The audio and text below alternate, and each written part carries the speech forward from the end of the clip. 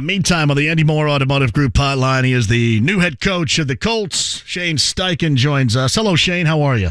Good. How you guys doing? Did you almost end up in Terre Haute, Indiana in 2014? Gosh, you know what? I did. I almost did. Well, I'm a Terre Haute guy. I went to Indiana State, and you're going to have to come clean. What the hell happened? I had an opportunity to continue in the NFL and go to the Cleveland Browns, so I went there. There you go. Yeah. Enough said right there. But I was kind of curious regarding your relationship with Mike Sanford, who once upon a time was the head coach at Indiana State. And I think, did he provide you your first opportunity as a coach collegiately? He did. He gave me my first GA job when I was done playing for him. I became a student assistant with him in 2017, and then 2007, and then 2008 and 9, I continued on as a GA there, and then I ended up going to Louisville with him in 2010 with Charlie Strong. And then I went to the Chargers. You still close at all?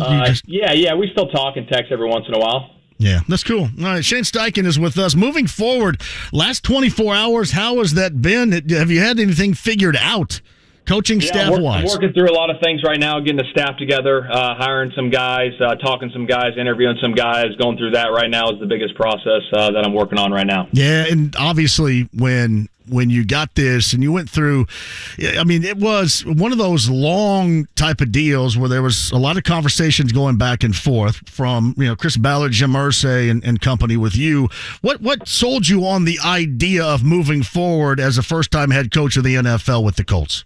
Well, I just heard so many great things about this organization, and then obviously the rich tradition here. Obviously dating back to the Peyton Manning area with all the the guys they had here and all the success they've had, and just heard so many great things about this organization, and had great conversations with Chris and Mr. Irsay through the interview process, and I just felt like it was a great fit for myself and my family. Was it one of those things where the connection kind of hit early, even though it was a long process? Did the connection kind of hit early for you and those with the Colts? Yeah, it did. Obviously I had the Zoom interview to start, the bye week. When we had the bye week going into the playoffs, I did about a 5.5 hour, whatever it was, Zoom interview with them and myself and Chris and everybody else that was on the call. Just felt really comfortable with them, and, saw the games very similar, and just, the core values and the philosophies that we believe in. The interview went really smooth, and then obviously I had the second one in Philly going into the Super Bowl week. Shane Steichen is the new head coach of the Colts on the Andy Moore Automotive Group hotline. Clearly, they did a great deal of research on you. And you're a guy that's not without that as well. How much did you do on them, this organization, and where it is right now?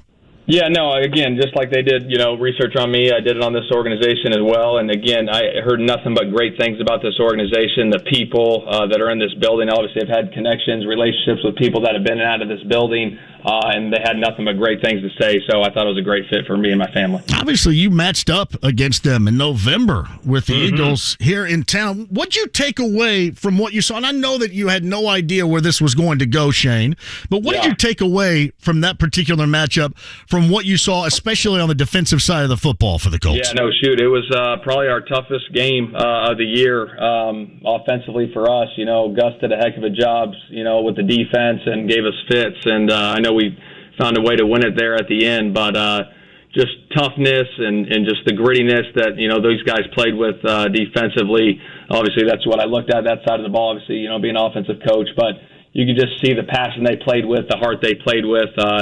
It was a heck of a game. Well, I remember this. Jalen Hurts, like the river parted, the seas parted, I think, for that touchdown. That was the game winner right there, because they certainly defensively was not ready for that, which was the difference in that November matchup with the Eagles getting the win. Shane Steichen joins us. You mentioned Gus Bradley.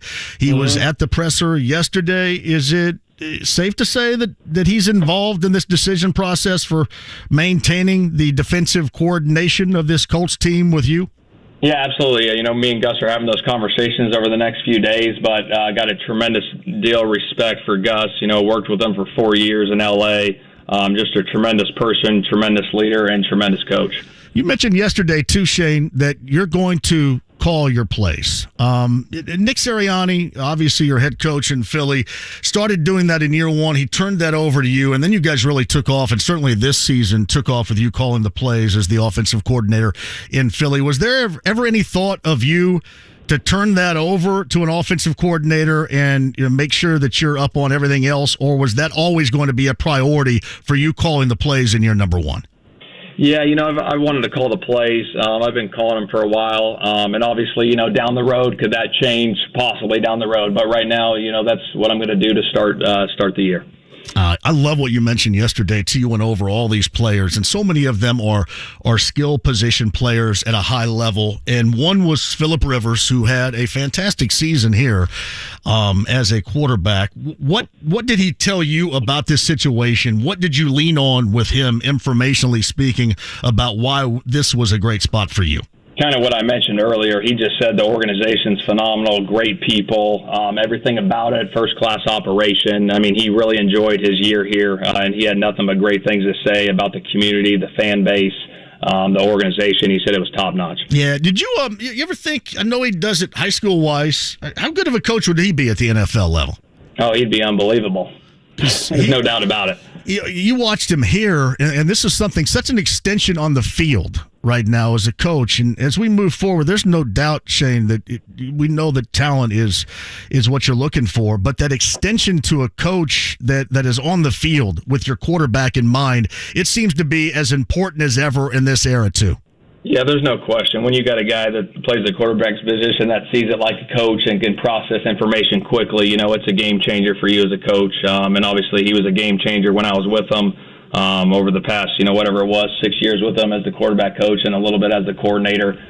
Just phenomenal football IQ. Like I said, he was probably one of the better coaches that I've been around too, but also he was our player. Yeah, and he was older than you, and you were coaching him up. And you probably learned, I'm assuming, when you were with Phillip Rivers, probably as much from him as he was learning for you during that process. There's no question about it. The one thing that I really took from him was protections. That was his baby, getting things picked up from a protection standpoint. The blitz thing, I would always make the blitz cut up for him and organize the pressures for him, from, the 4-down looks, the double mug looks, the odd looks, the overload looks, all those things. And I'd categorize for him, and then he would go through and watch, and he's like, boom, here's how we're going to block this up, boom, boom, boom. And he'd have all the calls in there. I mean, he was tremendous with that. He was unbelievable. And obviously it starts with the protection. You got to have a clean pocket back for the quarterback back there, and he knew how important that was, and so that was very important to him. I thought this with him too, and you got to deal with it. He snapping the ball was gone when he was here. And I always thought that gave so much of an advantage to an offensive line then. Now, you have variations in quarterbacks, but did you ever have anybody get rid of the ball, pre-snap process, snap the ball and get rid of it any quicker than what Phillip Rivers did? No, I don't think so. He's probably one of the best to ever do it. I mean, his accelerated vision was top-notch. I mean, he saw the play come into life right when that ball came from the center to his hands. He knew exactly where he was going with the football, and he was tremendous at finding the checkdowns. I mean, he made a living, finding the back out of the backfield, and just knew when the defense would sink and get some depth. It was like, here, I'm going to check it down and let the back go get 10 and make another guy miss and maybe get 20. And, sometimes you can create those chunk plays, and obviously Jonathan Taylor's one of those guys that we have here that can do that. Have you met with all the players, some of the players? I have not. There's a few at the press conference. I've reached out to a few of them by phone. And I'm still working on that right now. It's Shane Steichen, the new head coach of the Colts, on the Andy Moore Automotive Group hotline. Do you have a vision at all? And obviously I'm not asking you where you're going to go at quarterback, who you may draft, who you're going to hard target, whatever. But do you have a vision on what you're looking for as a long-term quarterback with you as head coach here? Well, we just want consistency at that position, and myself and Chris and the rest of the personnel department and the coaches, we're going to go through that process here in the next few weeks. That's Shane Steichen is with us. So you're going to the Super Bowl, prepping for that, and this was also going on.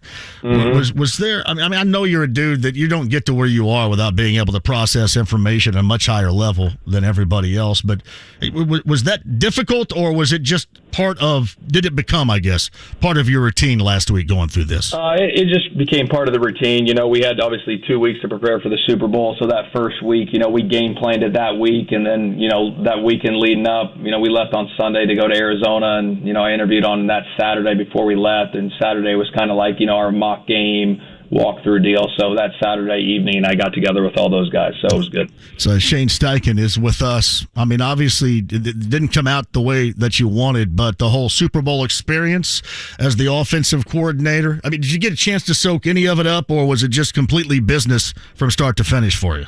I mean, a lot of it was business. When you get out there, obviously you got to do all the media stuff the first couple days, and then once you hit Wednesday of the Super Bowl week, you kind of get back into your routine and have your meetings and your practice and your prep and all those different things. And then obviously the game, the lights are brighter. It was a bigger game. You could feel it there in the locker room leading up to the game and the warm-ups and stuff. But once the game started, guys kind of settled in, and it became a game. Obviously not a normal game, but a game. What do you think? There's nobody that clearly wants to win and loves this team more than this team's owner, Jim Irsay. Yeah. What was your initial impression when you met Jim Irsay?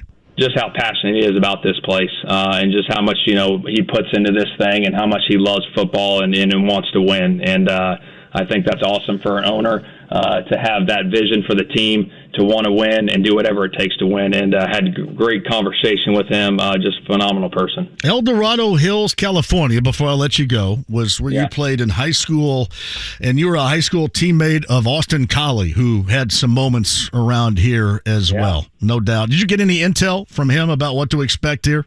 We texted. He just said, I wish you all the best of luck going through the interview process and all that stuff. He actually just texted me a little bit ago. I got to respond to him. I got about another 250 texts I got to get back to people. I responded to about 100 of them. I got another 250 to go. But Austin was a tremendous person in my life growing up. We had a lot of good memories, on the football field, and our friendship still goes strong. And when I was at Louisville, he was here with the Colts, so I got to drive up a few times and hang out with him. So that was cool. I actually went to the Super Bowl, the Saints Super Bowl, when he played, and he got me a ticket out there. So that was the first Super Bowl I ever went to. Really? Yeah. Wow. Well, it could have ended better. There's no doubt about that for here. But wow, the Saints Super Bowl you went to. How good was your high school team with you and Austin Collie part of it? We're pretty good. That organization, that program they got there, it's been rolling pretty good. They still got a good squad going, so it's a good place. In closing, too, you mentioned in all the thank yous your high school coach. How much do you take with you from that time in your life as a player and now as a first-time head coach of the Colts? I mean, I think a lot of that. I think, when you're young growing up, you have dreams and visions of certain things, but, there's certain people around you that help you get there. And my high school coach was one of them, and he was always there for me. He taught me the game, and he brought me, to clinics when I was playing quarterback for him, and I was his demonstrator, on stages in front of people about how you take a drop and all those different things. And he was just a tremendous person in my life, and still talk to him quite often. That moment in your life, did you think you were going to be a coach? Was that what you wanted to be, or was it at that moment that you kind of discovered it? Probably my freshman year in college, when I went to UNLV. I really enjoyed. I enjoyed playing the game. I love playing the game, but I probably enjoyed the X's and O's part of it more. Just being around the coaches and up in the meeting rooms and talking through things, and I was I was around a lot of good coaches in college too, and that kind of shaped me a little bit, and I said, shoot, this could be a pretty good deal, and that's the route I went. Well, I tell you, and this is the first time we've ever had a conversation, it seems like you're about as laser focused on the task at hand as anybody can be. I'm assuming nobody's really going to outwork you in terms of preparation for anything here. Well, I think that's one of the four pillars that I believe in, the separations and the preparation, and we got to be prepared, every day. Every day we come into work, you're on a job interview, and coaches, players, the whole building's got to be locked in at all times, and we got to have a vision for what this thing needs to look like and carry out that vision every single day and be consistent with our message. You got about 150 texts to return here, so you better get at it. I got some other things to do before I respond to the text, but yeah. No, hey, by the way, no harm, no foul. Cleveland in the NFL over Terre Haute and Indiana State. I get it, so it's all good, man. It is. Hey, congratulations moving forward. The best of luck, and I'm sure we'll probably meet up at some point again and have another conversation. It's been an absolute pleasure, and again, congratulations on the gig. Sounds good. I appreciate you guys. Shane Steichen right there, the new head coach of the Colts on the Andy Moore Automotive Group Hotline. There you go. Cleveland in the NFL over Indiana State. I get it. I do get it. Just out of that, I'll give you a great example. I tell you what, I'll take a break and come back and give you that example because listener Jim McCann in Southern California asked me something to ask. And part of when I talk to somebody for the first time, I kind of want to get a little bit of a feel who the person is. And I'll tell you what Jim asked me to do compared to why I wouldn't at this point, because that's kind of the feel that you get with Shane Steichen. When I mentioned at the very end, the whole laser focused and just caring about football and being the coach of this team, if there's anything in that conversation that ruled anything else, it was that point. It is all business right there. We'll come back. Shane Steichen. We're going to do that again coming up at the top of the hour, too. If you missed any of it, we'll replay that coming up at the top of the hour at 6 o'clock. Colts head coach, as of yesterday, Shane Steichen on the Andy Moore Automotive Group Hotline. Quick break. Back with you next.